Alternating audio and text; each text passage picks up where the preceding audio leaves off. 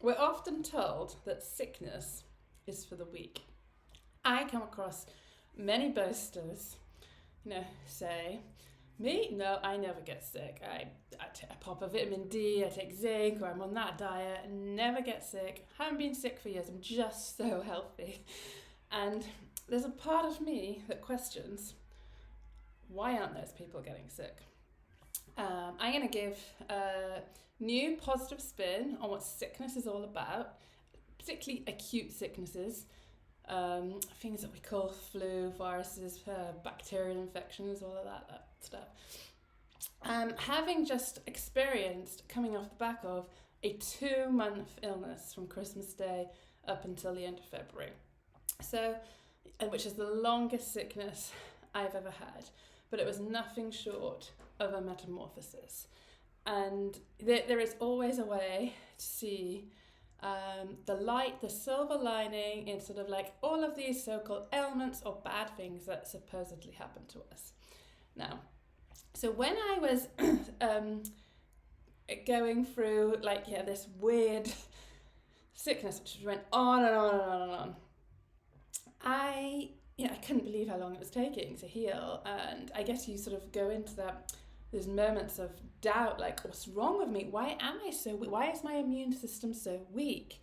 That's the sort of question I was asking myself. But that in itself is like I'm putting a curse, or I'm calling my immune system weak. Why? No. And I shifted that curse then to see the sickness in a different way, because it was obvious to me that it was not just like some random piece of code virus or some random germ that wants to invade me. I don't see life in that way. It's not like taking over my body and trying to kill me. I never see life in that way. And so I didn't fear that. It's just like, okay, well, what is this about? And I sort of learned eventually how to see the lesson, see what the goal was, I guess. And so instead of saying, oh, why am I so weak? Because my immune system obviously has just taken so long to get rid of this thing. I instead told myself, wow, I must be so strong to be able to cope with such quite severe, almost medieval symptoms. That's the way I'd describe it. Crazy. How bedridden, how fatigued, I was coughing every 10 seconds for weeks. Almost certainly something that could be likened to pneumonia I had, although I didn't get it diagnosed by anybody. That's just my way. I do have the safety net of some pretty cool quantum healers who seem to agree with my way of thinking on what this process was. So I started to tell myself, wow, I'm so strong for experiencing this sickness. And I can liken it to, remember when we're children, if you have children or you witness children, they get sick a lot. And that's because they have a huge life force. It takes an enormous amount of energy to raise your internal temperature, to produce a fever, to produce all that phlegm, to cough. It's huge. You get so fatigued because your body is having quite an intense workout. And you can see that in a way as a workout. If our immune system doesn't get a workout ever for years, then what we don't use only weakens, and what we use strengthens usually, if we can sort of use the analogy of a muscle, or the more sort of stress with some rest, granted, that we sort of apply on our muscles, the stronger they grow. Now, if the immune system never seems to get sick or deal with a sickness or has a workout, well, what the hell is it doing? Why is it asleep? And we are, full in an environment full of sort of toxic matter, very dense matter. Living in the third dimension is a very dense place. If you're not getting sick and you're not detoxing, something is asleep. So sickness in its essence is a cleanse, it's a detox, it's a way to put ourselves into a forced hibernation. That's how I saw what had happened to me. I had so many plans for January, so many plans for February. at Christmas I wanted to go and like swim in the ocean. I wanted to do so many things, and I couldn't. But in hindsight, there was no better time for me to behave like a polar bear than January and February. In those winter months, we're meant to be inside, we're not meant to be acting like summer. I was forced to behave like winter and go into this very, very deep cleanse. What was curious about what I learned through this sickness is that I had it for a week from Christmas Day. Yeah, for a week. But the morning I was going to drive on the motorway back home for like 6 hours, all of the symptoms dropped. I was like, oh, I'm better now. I was fine going on the motorway. For another 2 days I was fine. Got back to my, usual routines, usual habits. And then, a few days later, sort of came back even worse and had to stop everything. And this went on for about 3 weeks. Now I had some work dates where I have to go out. I'm a photographer, sort of make like videos for different companies and clients. That's my day job. So I was at this point coughing every 10 seconds all night. Like all my neighbours around me could hear me like, oh, Jesus, like, are you okay? And I sort of then, when I started to realise that this virus that was in me was for my own good, and also that everything is a fractal of ourselves. I don't necessarily think that we pick a random like virus up unless it serves a purpose for our greater good. And there's going to be lots of subjectivities on that matter. I can see a virus as something to fear, something that's out to get us, something that's like parasitic, or we can see it from my perspective, I think, is one of the highest perspectives that we can see a virus. I see it as a software-like entity, which has a duty to cleanse. It will go and find the weakest areas in our sort of the veneers of our body, our energy systems. It will go there, and what it's doing is forcing the cells to turn over so they can renew, because they're clogged up with whatever, toxins, shadows, emotions, energies, all of the gunk, the shit. And it forces the body to release them.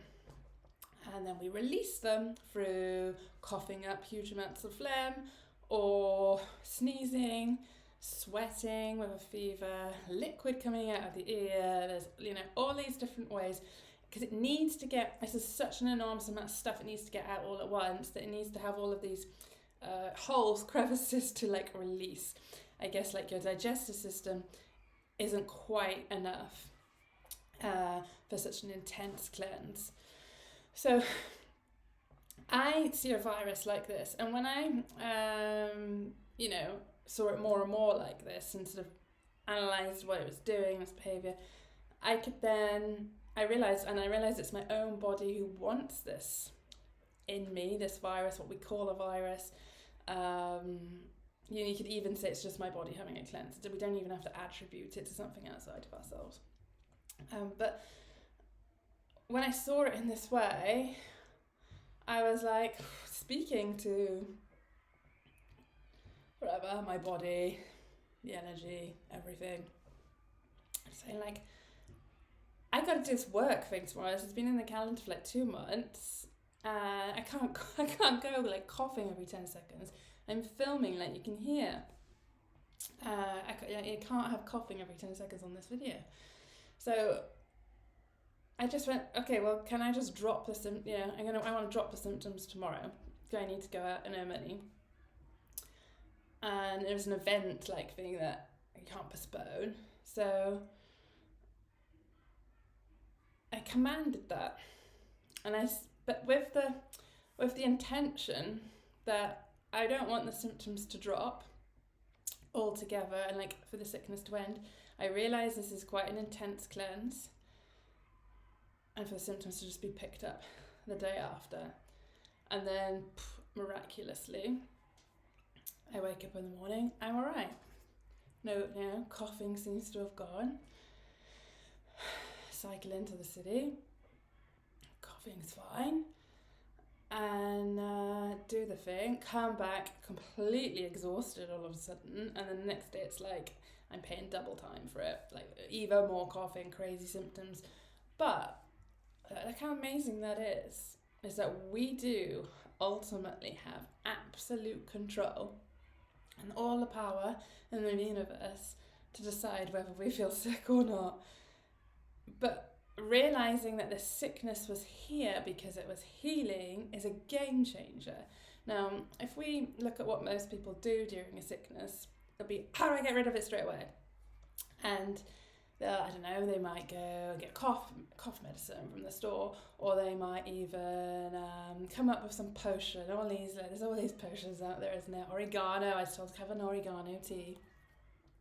Everyone's got something different that they might do, like get rid of it quickly. But that will there that you have, that intention of, I want to get rid of this cough, probably gets rid of the cough. Because absolutely everything comes from our beliefs and our thoughts. That's all this reality is our beliefs and our thoughts. It's not like anything physical, really. So, but I didn't want to do that because I realised that I had a lot of gunk inside me. Which builds up in like all of us over the years in different ways in different parts of the body, and I just felt like the sickness is all about getting rid of that gunk. So I wanted it to come out. I didn't want the coughing to stop because the coughing stops the gunk still inside me. A virus goes and searches for things you're ready to let go of. I was ready to let go of an enormous amount of stuff, old habits that, weren't serving me anymore, and it's quite crazy and complex how much energy we're sort of storing in our auras and our body parts from childhood, from other lives, all that stuff. So I wanted to get rid of all the shadows. I said, I'm going to live with this discomfort for as long as it needs to take. And then I had another work thing had to be out filming and photographing something for like 8 hours. And same thing happened. My symptoms dropped. I could do it. I could concentrate. Went into the zone. And then, I came back and the same thing happened. Even more coughs the next day. Until eventually, after 2 whole months, it went away. But it was such a blessing because my energy now is soaring. Someone gave me the analogy today of it's almost like you've become this massive fountain, energetically wise speaking. Whereas before it was almost like I was this wet brown puddle. There's loads of gunk there. It's hard to flow, hard to move. Did feel quite like that, a little bit exhausted all the time.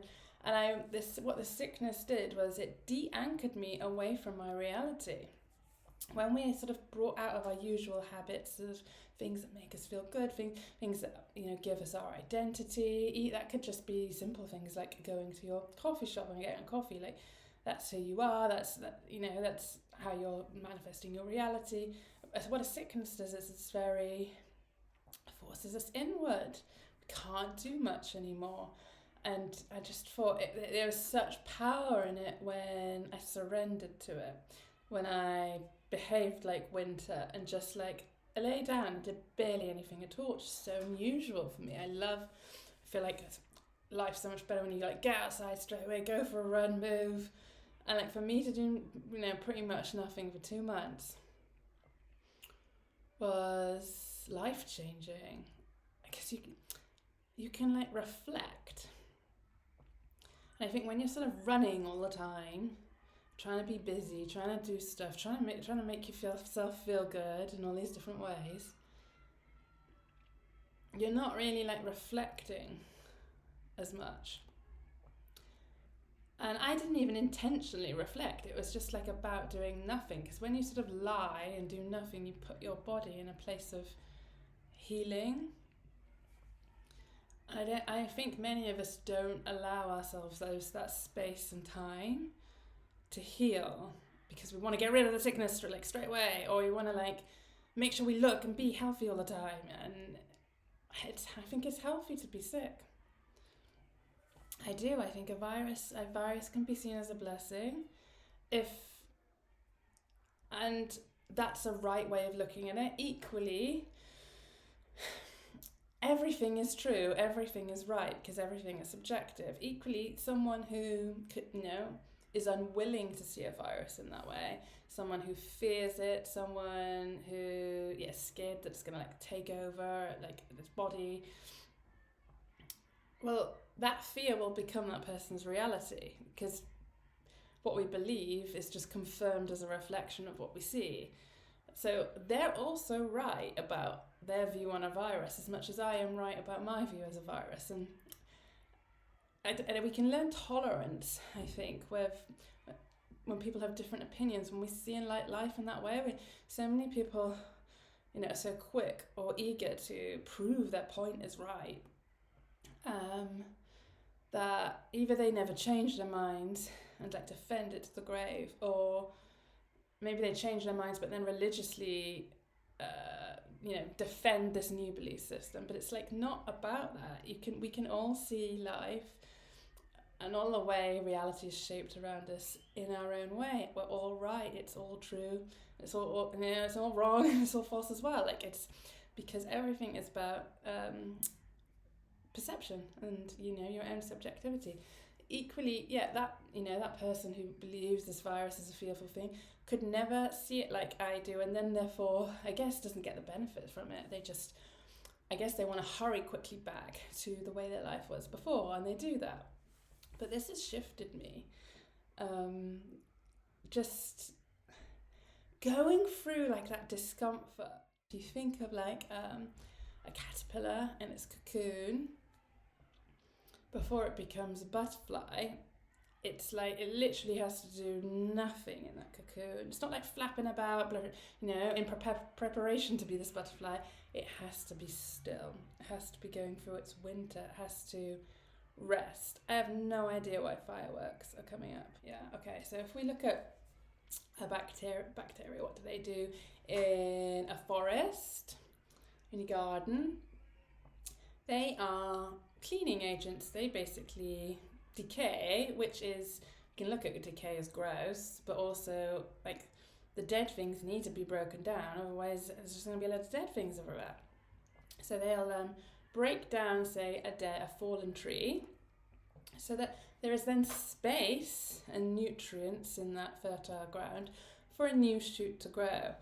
Without any bacteria, microorganisms being there, well, then the forest will just be a load of dead trees. No room for new life. So now, when we go into our own bodies with that analogy, the bacteria, bad guys, so-called, are often found at the crime scene. So they'll be found in your lungs are full of phlegm and or in your blood. So you got this awful bacteria is trying to kill you. I don't see it in that way. I think they're at the crime scene because they are picking up the debris and engulfing it and then moving it away through the lymph out of the body. I think they're cleansing agents, and what's really going on is the body is trying to detox harsh things, toxins maybe on the physical realm. Usually, from what I've really learned over the past few years, it's energetic and it's emotional, what the body's trying to get rid of. And if we go back to what I was speaking about, the children, they're saying that they get sick usually far more often than adults do.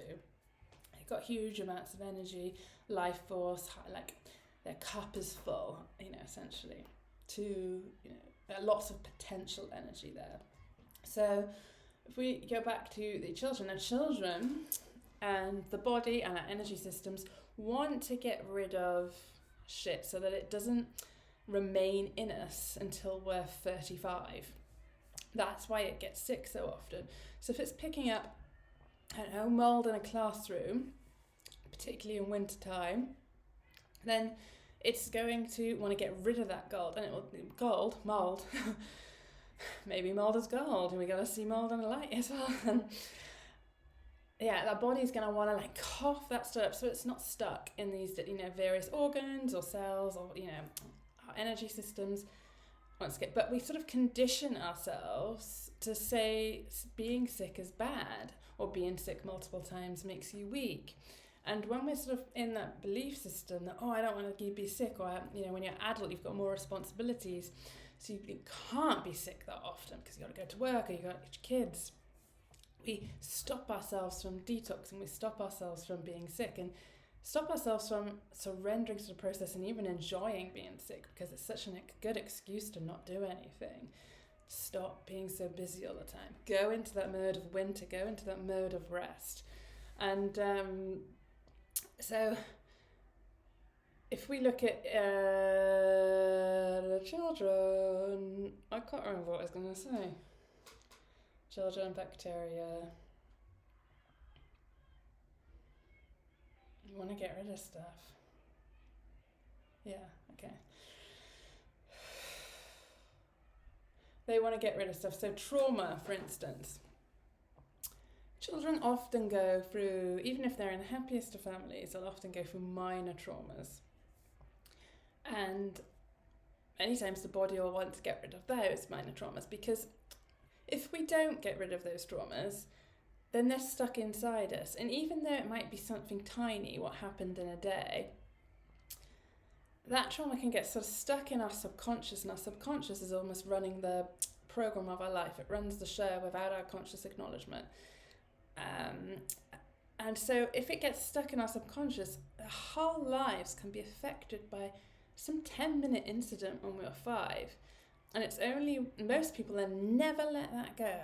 And they have no idea why shit keeps happening to them, because their subconscious has been primed to expect that to happen to them again and again. So, and yeah, unless we learn at 35 or 40 or 60 to let that go, and it's much harder to let that go and wind through all those years back to the age of 5 to go, is that instant that literally steered my life this way. It's much harder to do that when we're adults than as children. So around this whole period of sickness, sort of towards the end of my sickness, my 5-year-old boy had the worst ear infection. He's never had an ear infection before. So it was the first, so it's first time, and it was the most painful thing I'd ever seen him go through. For one evening, he couldn't sleep, he couldn't relax. He was sitting on the sofa one minute, going to the bed the next, it's my ears, and so much pain. And it was the first time in his childhood where I've been kind of worried. Usually I let the sickness sort of run its course. His body's really good at producing a very strong set of symptoms, and then 2 days it's gone, because I don't suppress them. So, but this one, it was God, he is in a lot of pain, and why, what's happening here? So I looked on online. I kind of, you do that when you worry. They look for external saviors. People go in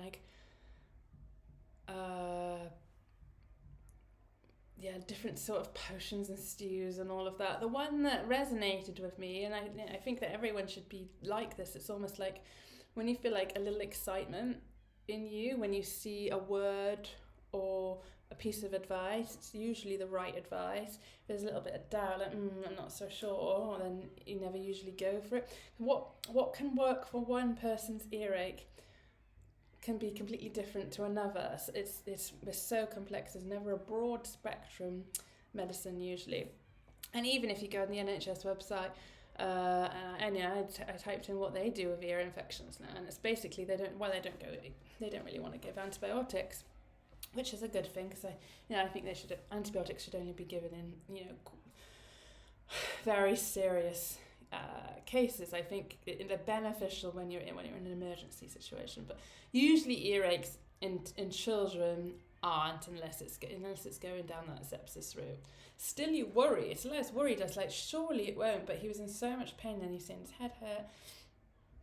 So I was like, okay, stop acting like a normal human, and let's think about, because I was worried. I went into fear, and what happened just before his ear started hurting? And barely any of us look at the story before the sickness or the symptoms happen. Like, what was the change in his environment?